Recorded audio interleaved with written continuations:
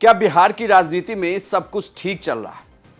केंद्र में एनडीए की सरकार बन गई है, जेडीयू का समर्थन भी, लेकिन जब आंध्र प्रदेश में शपथ ग्रहण समारोह चल रहा था चंद्रबाबू नायडू का, तो हर किसी की नज़र इस पर भी थी कि नीतीश कुमार इसमें मौजूद क्यों नहीं। ये सवाल उठना जायज है क्योंकि वहां पर एनडीए के तमाम सहयोगी दल के नेता मंच पर मौजूद थे। चिराग पासवान तक की मौजूदगी थी, लेकिन नीतीश कुमार दिखे नहीं। नमस्कार, प्रणाम, बिहार तक देख रहे हैं आप। मैं हूं आपके साथ इंद्रमोहन। नीतीश कुमार पटना में ही थे। नीतीश कुमार चंद्रबाबू नायडू के शपथ ग्रहण में नहीं गए। इसे लेकर तमाम तरह के कयास लगाए जा रहे हैं।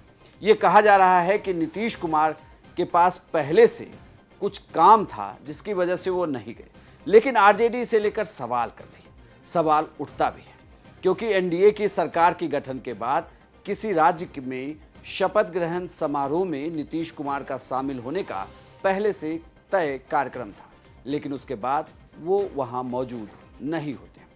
ऐसे में जब आरजेडी ने सवाल उठाया तो बीजेपी की तरफ से जवाब भी दिया गया, लेकिन आरजेडी के सवाल के अपने मायने हैं। जितना ताम झाम से समर्थन में जाकर के भाषण दिए थे, ऐसा लग रहा था कि सब कुछ बिहार को मिलने वाला, लेकिन जो बिहार को मिला वो सिर्फ और सिर्फ ऊँट के मुंह में जीरे के समान है। और जनता के भलाई के लिए कोई ऐसा विभाग नहीं दिया गया है जिससे कि बिहार के लोगों का भला हो सके। तेजस्वी जी सब कुछ समझ रहे हैं कि जो भारतीय जनता पार्टी है ये स्वार्थ पर आधारित गठबंधन है, और स्वार्थ वाला गठबंधन अधिक दिनों तक नहीं टिकता है। और जो विचारों पर आधारित गठबंधन होता है उसी के संदर्भ में उनका वक्तव्य है कि विचार वाले लोग आज न कल हमारे साथ रहेंगे। आज मुख्यमंत्री नहीं गए हैं शपथ ग्रहण में, उसको किस तरह से देखते हैं? देखिए, मुख्यमंत्री जी का जाना नहीं जाना ये उनका अपना मामला है, लेकिन एक बात तो स्पष्ट है कि अंदर खाने में सब कुछ ठीक नहीं चल रहा है, और एनडीए के अंदर जो जूतम पैजार की स्थिति है वो कुछ दिनों बाद बाहर आ जाएगी। हालांकि एनडीए के पूरे इस कार्यक्रम में बीजेपी काफी प्रभावी दिखती है। बीजेपी के राष्ट्रीय प्रवक्ता ने जब नीतीश कुमार की मौजूदगी को लेकर उनसे सवाल किया गया तो उन्होंने इसका बीच बचाव किया, लेकिन ठीक कोई भी जवाब नहीं दिया। इस पे कुछ विशेष आई डोंट थिंक कि आप बहुत कुछ इसमें आपको रीड करने की आवश्यकता है। ये एक स्वाभाविक सी प्रक्रिया है। उनकी कुछ कमिटमेंट्स होंगे, स्टेट में कमिटमेंट्स होंगे, इस कारण वो नहीं जा पा रहे होंगे। इसमें अनावश्यक कुछ पॉलिटिकल रीडिंग्स में रीडिंग करने की जरूरत महसूस। नीतीश सरकार में मंत्री जमा खान भी जब मीडिया के सामने आए तो उनसे ये सवाल कर लिया गया, क्योंकि सवाल तो बनता है कि दिल्ली तक अगर सब कुछ ठीक है तो दिल्ली के बाद पटना आते ही क्या नीतीश कुमार का मन बदल तो नहीं रहा। इस सवाल के पूछे जाने पर जमा खान ने गोलमोल सा एक जवाब दे दिया।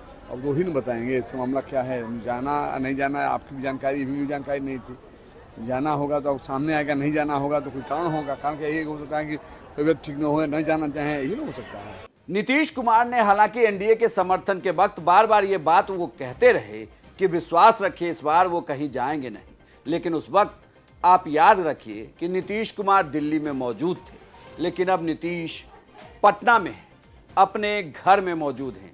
ऐसे में एक बार अगर फिर से उनके मन में असंतोष का भाव पनप रहा है तो इसे लेकर सवाल उठता है, क्योंकि नीतीश कुमार के पार्टी से सिर्फ 2 ही मंत्री बने और इनके विभागों को लेकर भी सवाल उठने लगा है। एक ललन सिंह बने हैं और दूसरे रामनाथ ठाकुर। ऐसे में ये कहा जा रहा है, जिस तरीके से विपक्ष आरोप लगा रहा है कि बिहार के मंत्रियों को झुनझुना थमा दिया गया है, फिर से ये सवाल उठने लगा है कि नीतीश कुमार के मन में कहीं असंतोष का भाव तो नहीं जागा।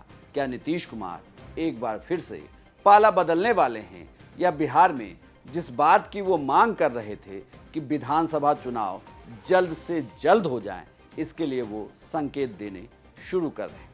आपको यह जानकारी कैसी लगी हमें कमेंट बॉक्स में लिखकर जरूर बताइएगा, और बिहार की तमाम खबरों के लिए आप देखते रहिए सिर्फ बिहार तक।